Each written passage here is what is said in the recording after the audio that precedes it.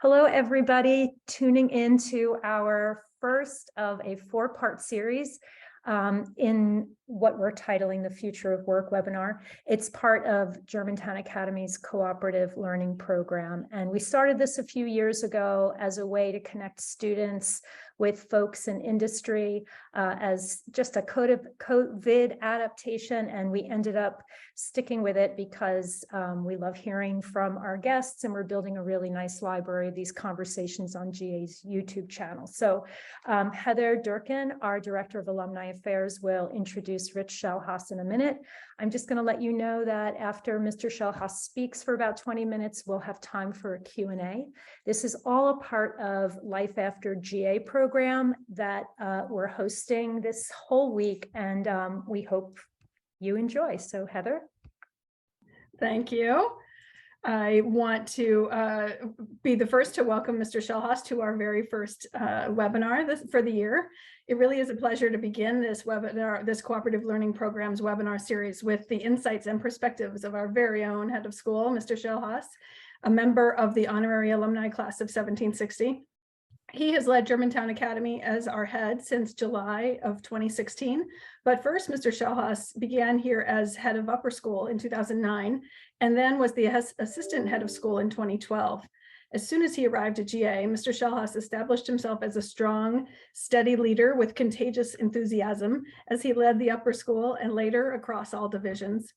Early on, he led our challenge success team to analyze issues of student stress and achievement, which morphed into a 3-year study to enhance student engagement, examine homework, and bolster student health and wellness. He had since spearheaded efforts to reinvigorate how GA thinks about and develops curriculum across the 3 divisions. Mr. Schellhas initiated and oversees the pre-K through 12 international program, which took a hiatus during the pandemic, but includes faculty and student exchanges and curricular cooperation with schools in China, Poland, Spain, and the United Kingdom. Before Mr. Schellhas came to GA, he was the assistant headmaster at St. Paul's School outside of Baltimore, where he served in several leadership and teaching roles across the school in his 10 years there. Prior to St. Paul's, Mr. Schellhas taught and led a thriving German program at Episcopal High School in Jacksonville, Florida. For his own schooling, Mr. Schellhas majored in German and government at Georgetown University before going on to Princeton, where he earned his master's degree in German literature. He also taught at Princeton for a year. As part of his studies, he spent 3 years in Germany and Austria, and he's also led many student groups on exchange programs. Would you all please help me in welcoming Mr. Schellhas? Thank you for coming. Thank you so much, Heather and Gabby, for inviting me to chat tonight and for organizing this series on Life After GA and work in the future, and in particular tonight, leadership in the future. So I'm going to go ahead and share my screen so that you can have some visual prompts to see what I'm talking about and have a better sense of who I am, where I've come from, and what my thoughts are in terms of what the future of leadership might look like, not just at GA, but beyond. Heather and Gabby, are we good to go with seeing the screen? Yes, we are. Fabulous. So from my perspective, it really comes down to finding your own path towards leadership. I'm not going to pretend like I have magical answers that will work for every single one of you. But what I do know is that if you hold true to simple principles in your life, that your path to leadership, like my own, will be a fruitful and adventurous and interesting one, and hopefully one that inspires you as much as my own has inspired me. So I'd like to just begin with the end. So just to give you a sense of kind of my summary of what I will be fleshing out during the next few minutes, very, very simple bullets that you see in front of you here. I need you to dig deep and try something first. I really hope, and I say this with a big heart, that you will fail multiple times in your career because that will lead you to get up, to try again, to take the next leap of faith, and always, when making those decisions, to trust your gut. So I'll get to those bullets more in a few minutes, but I just wanted you to know kind of where I'm heading before I get started. Try, fail, try again, leap, and trust your gut. Not surprisingly, because I do view myself as a leader who is a teacher at heart, so a teacher leader at GA, my story starts in schools. So after I graduated from a large public school on Long Island, I headed off to Georgetown University, as Heather mentioned, where I double majored in German and government. It was the perfect fit for me in the German department because I was able to do graduate and undergraduate classes at the same time. I was actually able to serve as a TA during multiple years of my undergraduate education. And I was such a geek that I got to work in the German department for 3 of the 4 years that I was studying at Georgetown. And so that really became my home away from home, the German department at Georgetown. That was my pond, and I was a big fish in that pond. That pond led me to Princeton, primarily because I had spent so much time in the German department at Georgetown that all of my professors called all of my graduate schools to encourage them to accept me because they knew me that well over 4 years. So I went to Princeton as a major in Germanic languages and literatures, and this was my first major failure. The failure there was from the very first day, I knew that this was not the right program for me. I knew that I wasn't meant to be pursuing German literature at the highest level, and I knew that I needed an escape hatch, and it took me 4 years to find that escape hatch. More to come on that shortly. Once I did, though, escape from Princeton, I began a career in New York City, where I worked in the for-profit education world for 2 years. I worked first in a private language school where I encouraged adults to learn second languages. And then at the age of 26, I was actually charged with opening the very first Sylvan Learning Center on the Upper East Side of Manhattan. So I really opened my own little school for students who needed supplemental education. And it was a fascinating experience. But what that did was drive me to my next school, which is on the top right part of your screen, which is Episcopal School of Jacksonville. As I was running that Sylvan Learning Center, I had a really fundamentally vital conversation with my mom, who said to me, "What are you doing? You are meant to be teaching. Get out of the office and get into a classroom."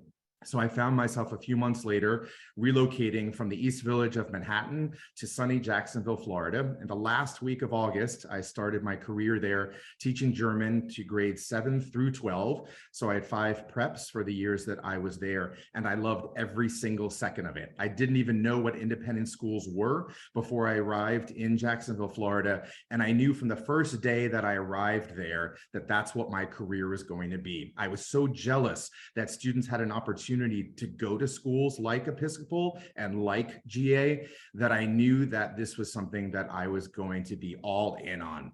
After Episcopal in Jacksonville, I moved on to St. Paul's School outside of Baltimore, Maryland.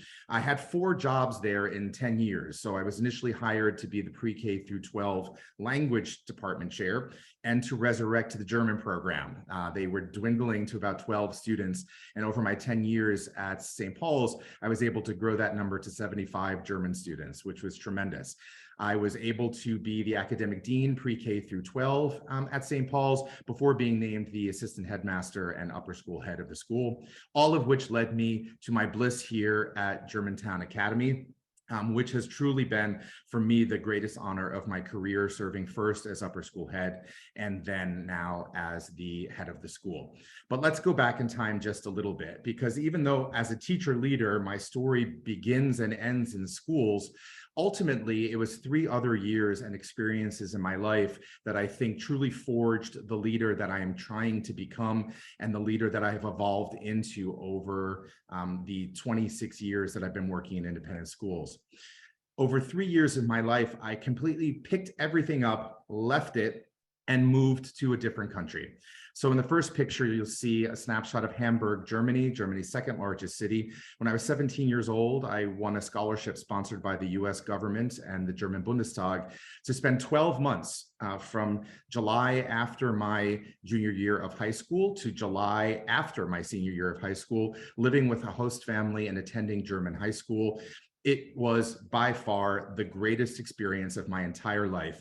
And it was the hardest experience of my life, leaving all of my family and friends behind to move to a country where I barely spoke the language and where I didn't know a soul.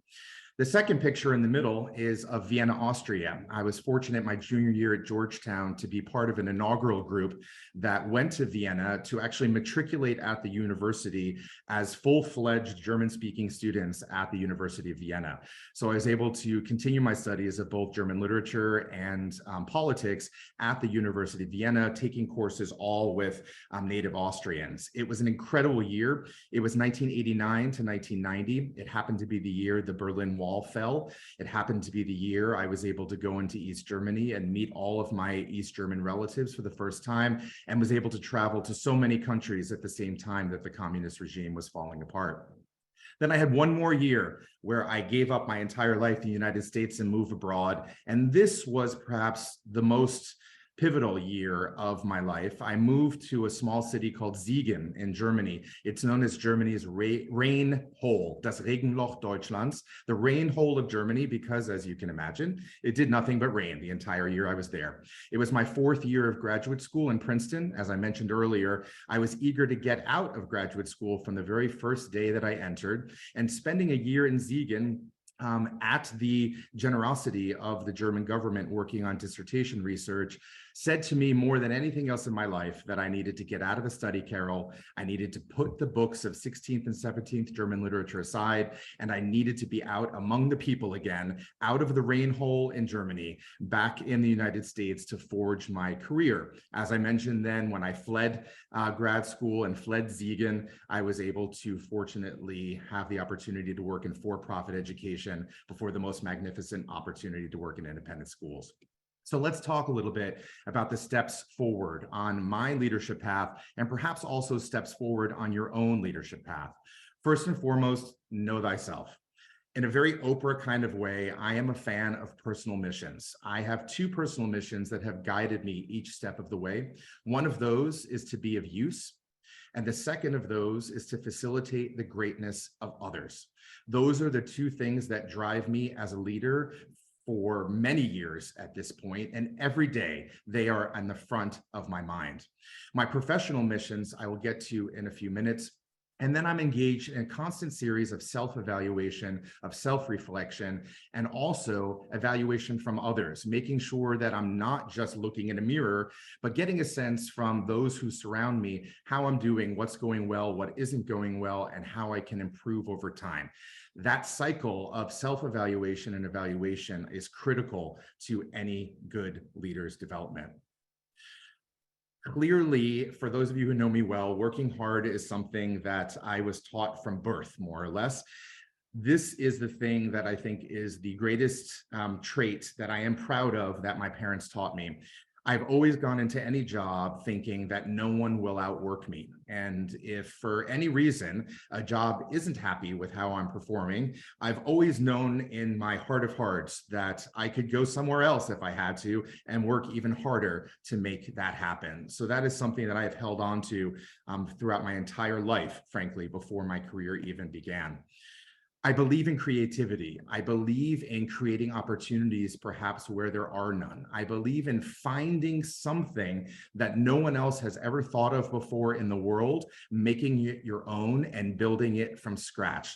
And in tiny moments throughout my career, I've tried to take those kernels of invention from the ether to build them into something that perhaps would make the place where I'm working better, where I could be of use, and to be able to build those things from nothing that might help facilitate the greatness of others.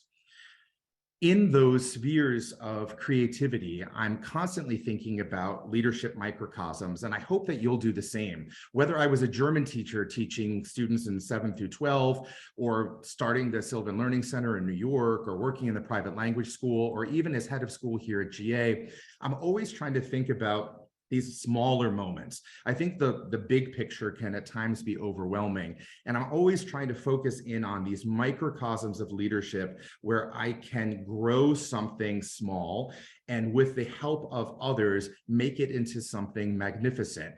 And so whether that's just a German class and trying to make a little leadership microcosm out of that and to make it the best thing it can be, or in looking at Germantown Academy in year 263, thinking about the microcosm of that 1 year in our 263-year story, how is it that I could make the most of that as a leader?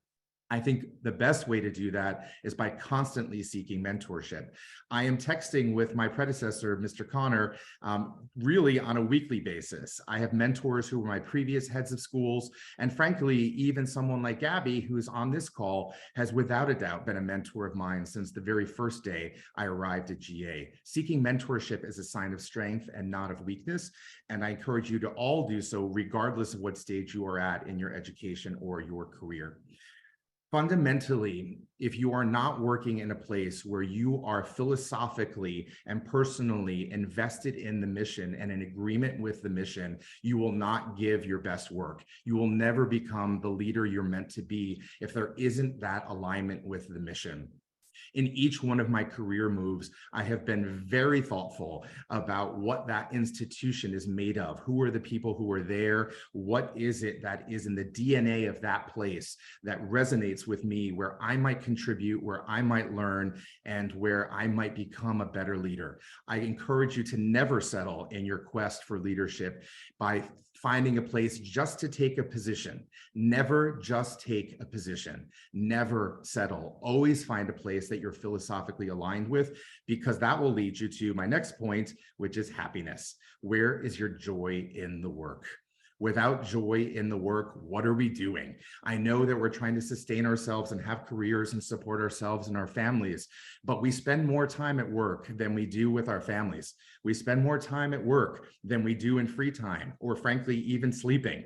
We spend so much time at work that our personal happiness has got to be closely aligned with the happiness and joy that we find in that work. And for me, it has always been about joy. One of my cheesy mantras has always been to lead with love, in hopes that I would receive some love and joy in return, and that there would be a reciprocity there that would make me better, as well as the institution I happen to be serving at the time. So let me dive into a little bit of that joy and then flip the coin and share some of those challenges. Every time I lead a graduation at Germantown Academy, I experience a montage of every senior who crosses the stage. They may have arrived at GA in pre-kindergarten or sixth grade, or even as freshmen or sophomores, but I've had an opportunity as head of school to see them in different contexts: on the field, in the pool, in a classroom, on the stage, just passing in the hallways. And I will tell you, my greatest joy working at GA is that montage that I experience when I call a name at graduation and I picture that student over their time at GA. For me, that is the happiest moment of the year, is celebrating each and every one of those montages. I like to build things and I like to build people up. And those are certainly some of my joys here at GA, not just things like helping to build buildings, but for me, more importantly, building programs and building people up so that they have an opportunity to grow in ways they may never have expected before. I want to serve as a mentor. I want to be of use. I want to facilitate the greatness of others. And I think by helping to build programs and people, I'm able to do that. Finally, and ironically, most importantly, I find my joy at work through small victories. From my very first day at GA, I have kept an email folder that is called Frohe Gedanken, which is the German phrase for happy thoughts. And whenever, over the course of these 14 years, I have received an email that made me smile in a significant way, a moment that I was proud of, a moment where a student or a faculty member noticed something that other people didn't. It could be something so tiny or something so large, but I have saved those for 14 years in that folder, because when times get tough, I know I can go back to that place and say, there were those happy moments when this happened, or when I did that, or when someone really responded well to this other piece of the puzzle. And I like to hold on to those small victories during my tenure at any school, but certainly it's become quite a large folder here during my time at GA. So let's flip the coin. There are three challenges which, when you see them, will not be a surprise that they are the low points of any leader's career. And those, in my case, would be trauma, pandemic, and the very worst thing that can ever happen in any school, the death of a child. From my perspective, these are things that help you actually, on some level, realize what matters and what doesn't matter. Seeing the trauma that students and faculty members incur in their personal lives or in their school life, experiencing the chaos and flux of a time like the pandemic, and then experiencing those devastating moments where a student passes away. There are things that are reality checks on the one hand of what really truly matters. And there are things that test your leadership, that test your heart, that test the people who are around you for you to know, am I surrounded by the right people to help lift me out of those moments? These are the challenges that I have grown from. These are the challenges that I hope to never relive. So let's move out of that. And let me just end with two things. One is, from my perspective, an important lesson. On the left-hand side of the screen is the German flag. On the right-hand side of the screen, you'll see the scales of justice. I was a senior at Georgetown trying to decide my own fate. Would I go forward with a career in German and follow my heart? Or would I go forward with a career in law and follow my head and follow what my parents wanted me to do because they thought it would be lucrative and they knew how much I liked to talk? And from my perspective, I was really faced with that juxtaposition of heart and head in that moment. German was the thing that I always loved, was always passionate about, and was the thing that really led me to places I never thought that I would be able to go to, and experiences I never thought I'd have. But law was out there clamoring for me to think about, to A, help create justice in the world, and B, to have a profession that my parents might approve of and think, well, this is something that people with great degrees would go on and pursue. Obviously, you're all in this call, you know what I chose. I went with the heart, and I chose the German piece, and I have never looked back, even through the dark days in Siegen in the rain hole, or from being in the study carrel at Princeton, where I was going down the wrong path with German literature and not just focused on the teaching path. I always knew in my heart of hearts that it would remain a part of my life and part of my own journey. And so I strongly encourage you, when faced with that dilemma, to go with the heart over the head. So back to the chase. I said at the beginning, I encourage you so much to try, to fail, to try again, to take those leaps. Those were leaps when I was 17 and said, bye, mom and dad, I'm going to Germany for 12 months to live with people I've never met before and to go to a school where I've never really spoken the language correctly. And I did it again, and I did it again. And there were hardships that came with that, but the lessons and growth that came to it really inspire the leader I am today. There are two bonus bullets on this final slide. One is to never underestimate the value of reading well, writing well, and speaking well.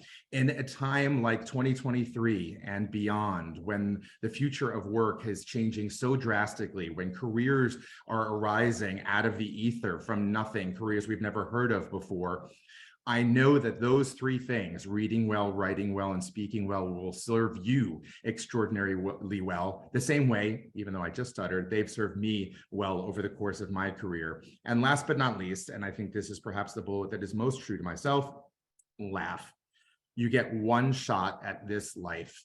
And through all of the seriousness, through the trauma, through the ups, through the downs, through the flux, knowing that you can laugh at yourself, that you can laugh at your errors, that you can laugh at some of the craziness that surrounds you, is what helps me get out of bed every day. It's what helps me sustain in this work and keeps me sane time and time again. Laugh. You get one shot, you get one crack at this. You've got to make the most of it. So there are my slides, Gab. And I am happy in these final few minutes to take any questions about any of that or anything else that would be helpful for me to touch on. What advice do you have for these kids who are trying to sort of armor up on bravery to take little and big swings, maybe for the first time? I think, going back to the silly, simple bullets at the beginning of my presentation in terms of trying and then failing and then trying again and leaping and trusting your gut, I do go back to that. Gabby, you've been through enough of my moments at GA to know that I believe in the pilot, right? I Right. believe in trying something that might seem really big and gnawing off just a piece of it to see if it might work or to see if there might be something to that, and then trying to grow it in a certain direction without necessarily just going whole hog in one direction at a given time. So I think pilot and try, fail, try again are a bit of the exact same thing, and certainly mantras that I've tried to enact in my own life. And so I think to the students, I would say, no risk, no reward, right? You really do sometimes have to try that thing and realize, kind of like I mentioned earlier, I knew that whenever it wasn't going to work out, that I was still going to work my tail off in every single opportunity that I might have. I knew I could count on that within myself regardless. I knew that those personal missions of being of use and of facilitating the greatness of others would guide me regardless, and that I would work my tail off until it was possible to make those things come true. And so I never let the big picture overwhelm me too much, because I knew that I was the common element in all of those things. And I knew what I could rely on, that my personal missions would remain true, and that my work ethic would remain constant, and that I could always rely on those, even if the failures perhaps were more frequent than the successes. Wow, that was a great answer. So I'm just following it up with another question. So our young people get a lot of their sort of support and sense of accomplishment, not only from school, but from their families, people who give them votes of confidence along the way, a coach, a teacher. And sometimes leadership looks different on bigger stages and little stages, smaller stages, right? So your career has had lots of big stage moments, but I also think that the character of a lot of our kids may not be to sort of marshal and manage lots of people, but to lead in smaller ways on smaller scales. Do you have any comments, observations about that? I mean, I'll harken back to the comments I was making about leadership microcosms, right? I mean, so if I had decided to just remain a German teacher my whole life, I would have been a leader within that classroom. I was a leader in that classroom, right? I built a program that was dying at St. Paul's into something that was extraordinary, where we had to hire an extra German teacher, and that became my little stage. The other piece I'll mention is just that frohe Gedanken list. What you would find in that email folder, don't try to hack it, but what you would find in there are just the little moments. It has nothing to do with building a new building or anything like that. It has to do with maybe something that I wrote that struck a chord with an alum or with a parent or with a faculty member or with a student, and where they wrote something back that was so poignant that it just moved me to the point where I said, I need to hold on to that forever. It's never the building. It's never the X number of dollars that we have fundraised. Those things are important for any institution, but those are not the things that drive me. The things that drive me are the poignant small moments, right? It's the student who steps up and memorizes a German poem for the first time and is able to recite it in a brilliant way. It's the moment where you've written a turn of phrase that you're not sure how it's going to land, and a parent you've never heard from before writes to you and says, I think I thought about the world in a slightly different way today because of that clause. Those are the things that I have really built my leadership on that frankly mean the most to me. That's great. It's exactly 6:30. I have a bunch of other questions, but I know we have a hard out here. The good thing is everyone knows where to find me. I was just going to say, I'm always happy to chat, answer questions, and to devil's advocate, which is one of my favorite things. Rich, I want to thank you for spending some time with us. To everybody at home, this is the first of 4 webinars we're hosting this week. Tomorrow night, we're hosting Alyssa Ludwig, who will speak about evolving a career path based largely on she's a writer, but she also is a small business owner. She's been a teacher. She's ghost writes for people. Sometimes she was a restaurant reviewer. So she's taken her liberal arts degree and put it to use in lots of different ways.